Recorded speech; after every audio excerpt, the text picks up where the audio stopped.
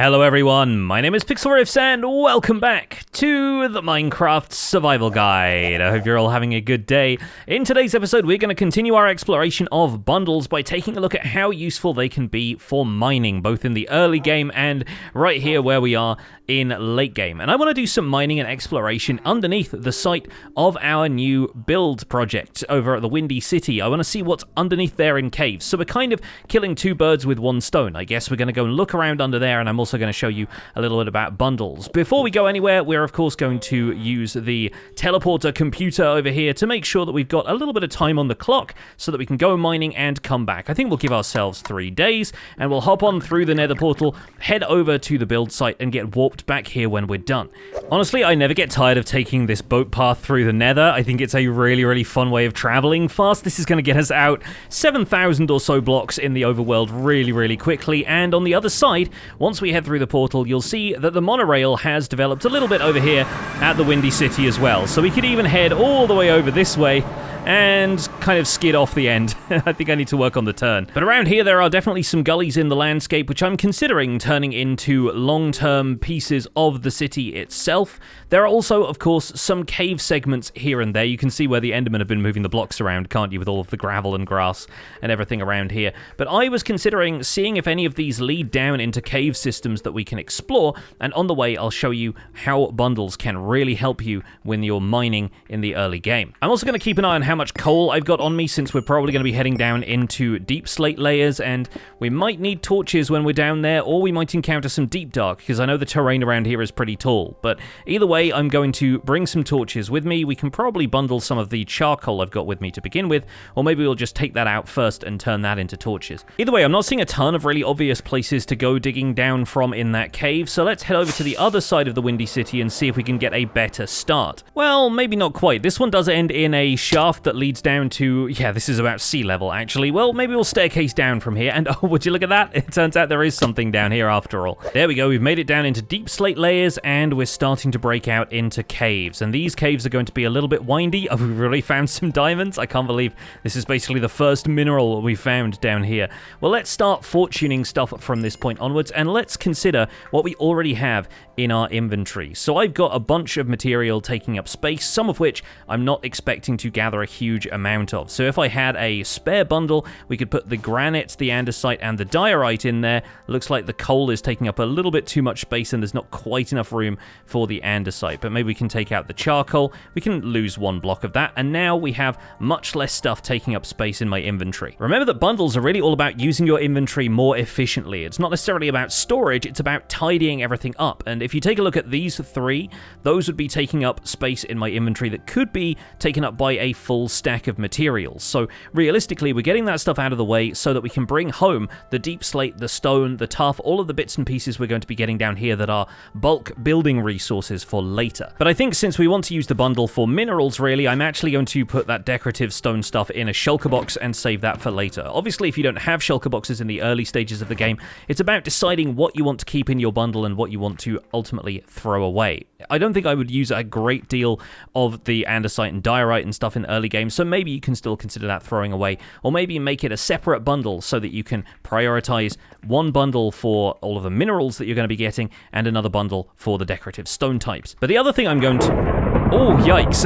The minute I broke some copper, some thunder rolled in the background. Well, that's probably a sign I should make more lightning rods, huh? But again, once we've got hold of all of this raw copper, sooner or later that's going to start taking up more than one space in my inventory. And that's one of the reasons that I brought a crafting table with me in my utility belt, because I can now condense all of this raw copper into raw blocks of copper, which are going to take up more space in terms of the amount of available stacks we have here, but then the 8 raw copper that I can't turn into a block of raw copper, that's what I'm going to put in the bundle. Remember that each of these is now 9 pieces of raw copper, so we can store 9 times the amount that we would have in our inventory in a single inventory slot here, and all of the leftovers we can put inside the bundle. I'm going to bundle the diamonds there as well, and we should hopefully be able to bring home a few more of those too. But anytime I get 9 or more of any of these precious resources, we're going to be turning it into a full block, so that we can minimize the amount of stuff we have to store in the bundle. And considering there are only 8 or 9 different types of material we can expect to find while we're exploring the underground, there's going to be ample space inside the bundle for up to 8 of each of those. Let's continue exploring this cave system, and I'm going to grab every precious resource I find along the way, including if we stumble upon any huge veins of material, like iron and copper. As you can see right now, we've just found a few more diamonds. That means I'm going to turn all of these into one block of diamond and then store the leftovers in the bundle. That means they take up a bit less space. We'll put the raw iron in there as well, start making raw iron blocks when we have enough of that, and you can sort of see where this is going, can't you? Lapis is another material we're definitely going to add to that list, and we'll get a whole lot of lapis with fortune. We've already got 22, which is enough for a couple of blocks. And at this point, I can see myself gathering a lot of cobbled deep slate as I go down through here, which is good because that's the type of deep slate that you can turn into all of the variants. At the end of this tunnel here, we have a little vein of diamonds right here next to this water source. So let's take that out and grab the diamonds as we go. Looks like that might have found a lava source on the way down. Yep, I'm just going to place another bucket of water and cover that up again. Considering we've just hit a floor of obsidian right here, I assume that's a lava lake, which means we are at some of the lower levels in the world that are going to be, oh gosh, yeah, this is what I was expecting to find down here. We're going to be in good territory for diamonds, but also good territory for the deep dark. So maybe I'll use this cobblestone that I got to step outside, and oh my gosh, we're in the middle of an ancient city. Well, of course we are. What else would it be? Well, this feels like a really strange place to be in the middle of a thunderstorm, but thankfully the lightning strikes outside aren't going to be affecting any of the sound-sensitive stuff down here because they are actually vibration-sensitive. So I'm going to skirt around the outside of the ancient city where I can. I'm not actually here to raid the ancient city, but I will definitely bookmark this for exploration later, maybe on a live stream. I'm here for the precious resources. We're going to grab a lot of this stuff, stash it away. As you can see, we just got 9 diamonds, so we're going to turn that into another block, and now that is no longer taking up additional space in the bundle. I'm also seeing some redstone over here, so I'm going to grab that on the way around as well, as long as that doesn't trip any skulk shriekers for me to mine it. Looks like we're all in the clear. There's a bit more iron up here in the walls. I'm just going to be grabbing whatever I can from the exterior of this, and we'll take the coordinates. Once again, we're at 6501 and -400. That is roughly where we're finding this ancient city. And the places where the skulk vein grows, it will not replace the ore blocks with skulk blocks, so some of them are actually standing out in thicker areas of skulk like this. And remember, if we want to save on space later, we've also got a bit of room in the utility belt, so we can throw the crafting table back in there, along with maybe a few of these blocks of gravel and tuff, and we can still reach the crafting table if we want to take that out and turn any of these resources into full blocks. Oh, that is strike one with the warden. Yikes. Got to be a little bit more careful than that, I think. Of course, the other massive advantage here is that in the deep dark, we don't have to worry about hostile mobs, so there is no chance of me dying while I'm away here. Unless I continue to rack up strikes with the warden, of course. Of course, I also have a couple of other tricks up my sleeve and on my utility belt. I did stash some wool in here so that we could make some beds for our village box when I bundled all of the workstations, so we can actually use some of the wool here, along with a hoe from the other side of the shulker box, to take out some of these skulk shriekers and mean that I can take out this cheeky vein of diamond that's in the wall here. And maybe I'll put the shriekers in here as a reminder to myself that the warden is best left alone. But then I can grab these diamonds, and it looks like there are some behind there as well, so that's easily a block's worth, in addition to the ones I've got there in the bundle. Yep, perfect. Alright, this is all going reasonably well. So far, I'd say I've been out here mining for about 20 minutes, and it looks like our inventory is staying nice and tidy thanks to the fact that I can bundle up all of these supplies. We're stacking up a few items in the bundle here, and it's pretty obvious when we are close enough to another block that we can take those out and combine them. And so far, it's been very satisfying sneaking around here and grabbing all of this loot from under the nose of the warden. Well, I've done a full circuit of the ancient city room. I'm certain that there are more minerals out there to be found. There's definitely a lot more redstone and stuff in the ceiling. There's probably some diamonds up there as well, but I'm on 3 strikes at this point, so I think I'm going to head in the opposite direction. Happy to have confirmed my suspicions that there is an ancient city and a deep dark underneath here, and take a look at this. We do have a decent amount of material in here that can be bundled. Looks like some of that we can pull back out and turn into blocks, and the remaining raw material can go back in there, and it's keeping our inventory nice and clear as well. If we wanted to, of course, we could also bundle up things like the diamond blocks and the raw blocks like that. Since we only have 3 or 4 of each of those, we might even be able to fit the lapis in, and look at that. We've got a ton more space, so if you were done collecting precious materials at this point, you can mine out the deep slate walls around here, grab yourself some tuff and some cobblestone and all the other stuff you need to come to the mines for, and you'll be able to bring home stacks and stacks of building material in addition to every precious resource that you found, and I think that's the power of bundles in action right there. But I can't resist the opportunity to dig up a few more diamonds while we're here. That's a new one. I don't think I've heard... that noise before. Yikes, that's genuinely kind of unsettling, actually. Oh, and that's why I'm hearing zombie noises. Aha, it's a spawner dungeon. Haven't seen one of these for a while, especially not one completely covered in skulk. Well, that's pretty much the only situation in which you get a zombie spawning in the Deep Dark, actually. What have we got in here? Some bread, some gunpowder, a little bit more redstone. We'll take that for the bundle, along with the gold ingots. We might as well stash those in there as well. I'll take the name tag. We'll add that to the utility belt for the moment. The rest of this stuff can stay in here, but if you found some string down here and had some leather, you could make yourself another bundle. Second name tag there that I didn't notice the first time around, so we got that. But yeah, interesting location for a zombie spawner. I wonder if we can do anything with that in future. Either way, this cave system leads away from the Deep Dark, so I'm definitely going to head in this direction. We'll probably snaffle up a few more diamonds and a few more pockets of redstone while we're here, and I'll continue caving and mining my way through this environment, and the goal here is really to see whether we run out of space on a basic caving trip. Ooh, geode down here as well. Nice, nice. Let's see if we can dig into this, maybe grab ourselves a bit of amethyst while we're at it. Oh, and this leads back into the Deep Dark, does it? I see, I see. Well, we'll grab some amethyst crystals while we can, because these are often useful for a couple of bits and pieces, a laze we want to breed, that kind of thing. And of course, this is more or less directly under the Windy City, so this must have been down here for a while growing the crystals, and while some of the budding amethyst is blocked by skulk vein, all of these crystals have grown to their fullest size, which means, of course, that they're going to stack up fairly quickly. And while we've got a ton of amethyst shards on us, the blocks of amethyst, the calcite, and the smooth basalt, unless we're taking apart the entire geode, aren't going to take up a ton of room in my inventory. So I think those we can cram into the utility belt as well, or a secondary bundle if we wanted to do it that way, but I don't think there's really room for them in this bundle. There might be room for the spare amethyst shards just so they're not taking up another inventory slot. You can kind of see where this is going at this point. But there we go with 2 stacks of amethyst shards from all of the crystals I collected in here. We still have 16 that we can put in the bundle, and they're not taking up too much space either. And even with that 16 amethyst in the bundle, we're not reaching a point at which the bundle gets too full, because when it does, I realize that I've got something like 10 gold or 13 redstone or something in here, some of which can be turned into a resource block, and after that, I've got plenty of space left in there. I think the best example of this I ever had, though, was when I went caving in a snapshot world when bundles were still in development. They were still figuring out the GUI, and I stumbled across a huge iron vein, so I started to mine that out. Obviously, I was getting blocks and blocks of raw iron and bundling the remainders, but I was also getting redstone and diamonds as I went through there, plus a ton of deep slate and tuff as I followed the lines of the vein. By the end of mining that out, obviously without fortune because I was still in the fresh stages of a new world, I ended up with a ton of building blocks, a ton of raw iron that could have been put into, you know, hoppers and all kinds of other bits and pieces to start me off in the early game with a storage system, and I had a bunch of precious resources as well, and it had all fit into my inventory because the bundle was able to stash away all of the remainders. There's absolutely no way I'd be able to carry around all of this stuff right now. I'd have to start considering what to throw out. I'd be like throwing away this 3 cobblestone, for example, if I didn't have the bundle to make sure that my inventory stayed nice and tidy. And right now I could very easily tuck away the 3 tough blocks that I happen to have incidentally got here, the 3 cobblestone as well, and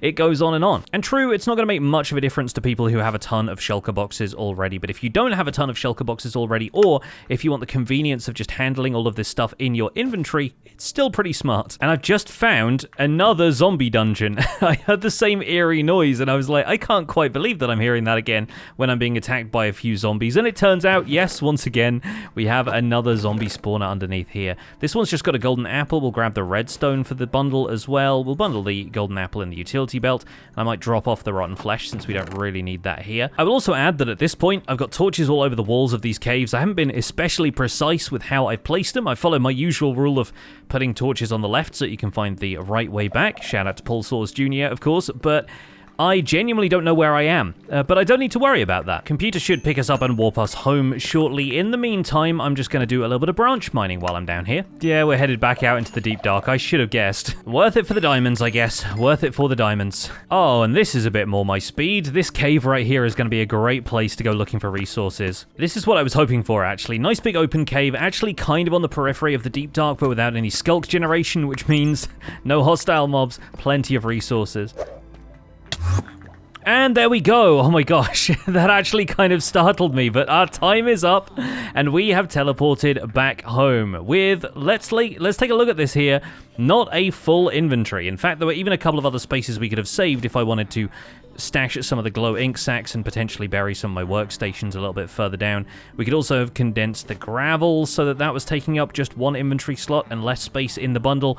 It's a bit of give and take between the bundle and the space in your inventory. But honestly, this entire thing was not necessarily just a mining trip. This was also so I could show off another really fun aspect of this update, which is that ender pearls can now load the chunks that they're in. And now, if you take a look at our coordinates, we are back at spawn, or back at my starter base anyway, which isn't actually in the spawn chunks. So that also further proves that ender pearls load chunks and can keep this circuit alive while we go out mining out there in the world. The sun should be starting to rise outside. There we go. Another day is dawning, although it's kind of raining right now, so I'm just going to sleep away the last of that. And for the second half of this video, I want to let you in on the secrets of this contraption, because this is one of my favorite new things in this update, aside from bundles. There have been a few under-the-hood technical changes, which include the ability for ender pearls to load the area that they are in. They can travel through nether portals and end portals now, so you can get some really interesting and innovative ways of traveling throughout your world. But the thing I am most fascinated by, I think, is the ability to drop an ender pearl over here and then have a timer set up that allows you to determine how long it's going to be before the ender pearl warps you home. Of course, in the process of that, I got 9 blocks of diamond, which is certainly not to be sniffed at, although I've got plenty of diamonds here in the chest. A few more can't hurt, and I was actually running relatively low on lapis. I'd started trading that from the clerics, so nice to have a bit more of that in the bank as well. I can always use the raw blocks of iron, gold, and copper, so it's nice to have those. And the rest of the building materials we're just going to throw in here so that it can top up all of the other chests. But look at all of the other stuff we had in this bundle here, and look at how many inventory spaces that would have taken up if we just left it in the inventory compared to storing it all in the bundle. Definitely make sure you're no longer compromising on what you throw out and what you keep on you. Obviously, people would start throwing away stacks of building blocks since you can acquire those anywhere, but there's no need to anymore. Bundles are really good for this. But I know, enough about the bundles. You folks probably want a tutorial for how the Ender Pearl teleporter works. Well, we're going to take a short break, and then I'm going to come back and I'll explain everything. So here's another fun part of this. The ingredients for this Ender Pearl transportation system actually fit quite neatly into a bundle as long as you've got a bucket of water on you somewhere else. We're going to start by putting down a note block basically anywhere that you want to teleport. We're going to have a trapdoor attached to that, and underneath the trapdoor we're going to dig a hole that's at least 5 blocks deep. That's 1, 2, 3, 4, 5. At the end of that we're going to dig down 1 more block so that we can place a soul sand block. We're going to fill this with water, and then I'm going to use the kelp inside of here to convert all of the water from a single bucket into full water sources, so this becomes a bubble column. We're going to use 2 crafters for this, the first of which is going to go on top here, and I have it facing the player so it looks a little bit like the keypad of some sort of sophisticated computer. Oh, and I forgot to put a couple of observers in the bundle, but they will still fit in the bundle as well. You want an observer facing away from that note block so that it activates the note block, because we're going to put another note block in front of that, and that's the thing that's going to ding, making sure that this trapdoor closes on top of the Ender Pearl, which is what activates the Ender Pearl once it has impact with a solid block. Then we're going to reach back into the bundle for our 2 redstone comparators, place 1 on top of the observer and 1 facing this way on top of the note block. This second comparator is going to have a crafter attached to the input and a solid block next to the output with some redstone dust on top of it. We're going to place a dropper directly under this crafter at the back here. We're going to place a daylight detector next to the dropper. Note that it's not next to the comparator here, it is next to this dropper. And then we're going to fill this dropper with 9 junk items. They can be any combination of items, they don't have to stack, that just makes it slightly easier to reset the mechanism. But the idea here is that we are comparing the signal output from this crafter to the signal output from this crafter. This crafter is going to fill up with items in each slot individually when they are dispensed into it by this dropper right here. And that's going to happen thanks to this daylight sensor every time the sun hits its peak, or basically every time the sun comes up, really, because daylight detectors only start producing any kind of redstone signal once a significant amount of the night has passed and light is beginning to grow in the sky again. During the daytime like this, they're still going to be producing a redstone signal. In fact, the amount of redstone power, the length of the redstone signal that they generate is variable depending on the time of day. But once it's come on once, it's not going to power this dropper here multiple times. In fact, the dropper is going to stay powered and is not going to spit out any more items until this daylight detector switches off again when it's significantly dark. Or if we invert it, it can do this the opposite way around, turning off during the day and coming on during the night. So when an item gets pushed up into this crafter, this comparator is going to detect that it has content and it's going to try and output a redstone signal. If this comparator is producing a side input signal, depending on how many of these crafter slots you enable, it's got to meet or beat a certain signal. So if we just disable one slot here, one item has to enter the interface of this crafter for the comparator to turn on. We're going to simulate that by right-clicking on this daylight detector, switching it back to daytime mode, and as you can see, the trapdoor here flips shut. This will have pushed one item at random into this crafter, but it's always going to fill up that first slot, matching the number of slots that you've disabled in here, and producing a redstone signal that activates the note block. This is detected by the observer, that flips the trapdoor down, and that is what causes the ender pearl to impact on a block, which returns the player to this location. We've got an audience at this point, the pillagers are out, so I've reset all of the items here in the dropper, there's nothing left in this crafter, and let's try that again. This time, let's disable 5 slots in the crafter, indicating that we want to be gone for about 5 in-game days.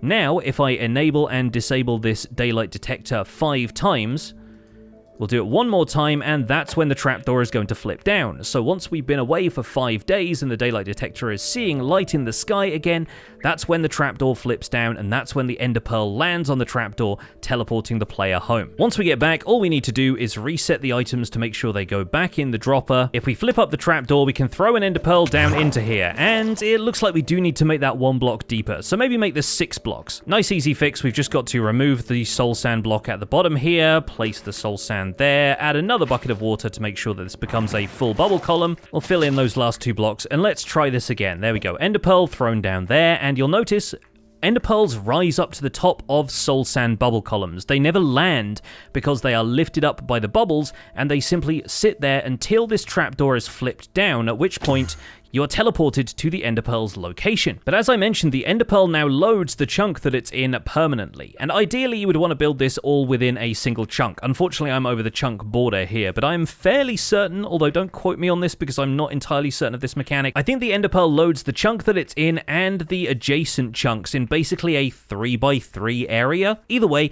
this mechanism clearly fits very easily within the space of a 16x16 area, so if you're able to enable chunk borders, just hit F3 and G, build the entire contraption within this area, and you shouldn't have a problem. Actually, it occurs to me that I didn't check whether or not it was inside of a chunk when I built the one inside my storage room here, so let me quickly check over here. Oh, we got lucky. That is just barely inside the same chunk, but like I said, I don't think that matters too much. In fact, we could just test this tonight, because all we need to do is disable 4 slots of the crafter, so there's only 1 item needs to get ejected from the dropper into this crafter above. The sun is about to go down, and we can test this out by heading out towards spawn. This is not the spawn area, so these are not spawn chunks. They won't stay permanently loaded. Over at spawn, I do have a bed, and I'll be significantly far enough away in my world that I'll be outside of the area where that ender pearl could be loaded. So we'll head over to spawn. Once night falls, we can wait a little bit longer just to make sure that the daylight detector has finished outputting any redstone signal for the night. We can sleep, and that should demonstrate whether or not the ender pearl needs to be in the same chunk as the rest of the mechanism, or if it can be in a neighboring chunk and still have the same effect. So once the sun has fully dipped below the horizon, once the moon reaches about the level where the clouds are over there, I think that's safe to say that we've probably reached the point where a daylight detector will not still output any signal. Kind of wish I had a couple of spares in my redstone box, but that's one of the things I don't carry around with me in the redstone box these days. Yeah, that's definitely enough. That's got to be enough. Right, let me sleep real quick here to make it daytime. Once I step out of the bed, will I get teleported back to my starter base? I do. There you go. So that is your proof that the ender pearl can be in a neighboring chunk and it will still load the rest of the redstone mechanism. That's good to know. But naturally, because the daylight detector will actually start producing a low redstone signal once the sun starts to rise in the morning, this is going to teleport you home relatively early. If you wanted to, let's say, make sure that the daylight detector only activated the dropper and only spit an item into the crafter when noon hit on every day, just to make sure it was precise, just to make sure it was going to be like the maximum possible redstone signal that the daylight detector could produce. All you would need to do is separate the daylight detector from this circuit. Let's say place it out here, set up another pair of comparators with a comparator facing in towards the dropper, and this has started to craft stuff because it's powering that block underneath it, so maybe we want to set this one block back. Here we go, this way should work a little bit better, right? So daylight detector right there, comparator into a block which should power the dropper but not the crafter. That's the very important part of that. And a side input comparator here with a redstone block attached to it. That will make sure that the daylight detector will only trip this once the sun reaches a certain height in the sky, at which point the daylight detector will be producing the maximum possible signal strength. So basically, when it gets to noontime on each day. Adding this part of the circuit is optional, and it does make it obviously less compact, but it does make it slightly more accurate. Let's say I wanted 2 days away, so I've set 2 days here in the crafter. We don't have 2 items in this crafter yet, but imagine this is the second day. Once the sun gets to a certain height in the sky, the daylight detector is going to tick this comparator on. It's going to add another item to the crafter, and that trapdoor should flip closed. Yep, there it goes. It's just gone off. So that means, yeah, roughly when we're getting into noonday, like about the time that you'd expect all of the villagers to be working and refreshing their workstations. If you wanted to, actually, this could be a really neat way of setting up something to teleport you back to a villager trading hall at exactly the right time to trade with your villagers. If you knew what time that was, you could program the daylight detector to have the precise redstone signal output of the beginning of the village workday, and all you'd need to do would be to throw an ender pearl into a bubble column once you were done trading. But I think part of the fun to be had here is in little excursions like I did today, short-term mining trips where you don't need to worry about whether or not you can find your way back out of a cave, because you can be guaranteed to be teleported back once you've reached a certain time limit. I'm going to add another day to the interface crafter here, make sure that there's nothing left in there, and I'm going to show you one other really cool thing about this. We're going to prime it with another ender pearl. I have flipped the daylight detector so that it's going to start producing redstone signal when night is coming instead of when day is coming, and I'm going to go over to the nether. Let's say I wanted to set myself a limited amount of time to go mining for quartz or ancient debris in the nether, or simply to fly around exploring. Even in a single player world like this, where normally a bunch of stuff in the overworld would unload when you change dimensions, that ender pearl will keep that chunk that it's in loaded, meaning that once night starts to fall in the overworld, even though the day-night cycle is not even observable in the nether, bam! Look at that.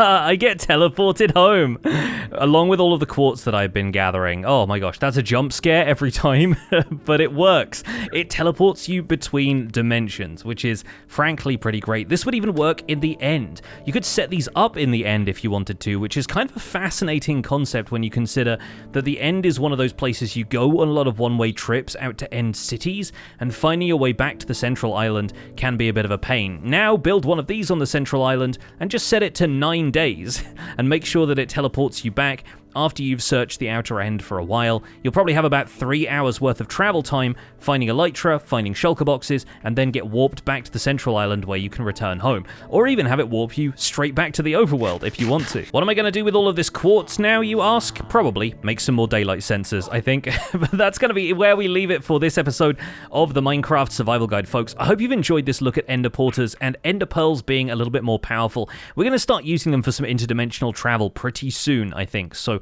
stay tuned for that, and thank you so much for watching this episode of the Minecraft Survival Guide. My name has been Pixlriffs. Don't forget to leave a like on this video if you enjoyed it, subscribe if you want to see more, and I'll see you folks soon. Take care, bye for now.